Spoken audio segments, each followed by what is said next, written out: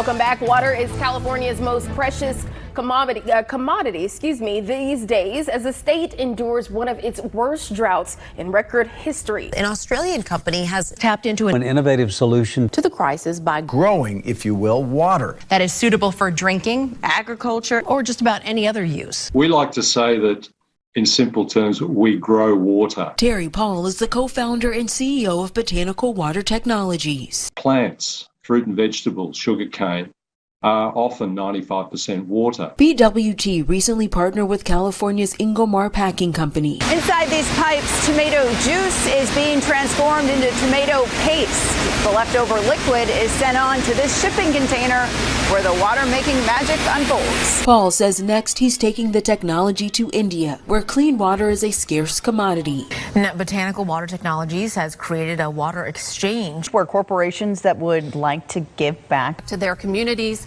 can purchase and gift the water. The company hopes to play a major role in alleviating the world's water problems by delivering clean and safe drinking water to 100 million of the world's most vulnerable people by 2025. Yeah, I think it gets lost. It takes water to grow tomatoes, but what they're doing is they're not losing any of that water because in the process they get it back. That's just amazing.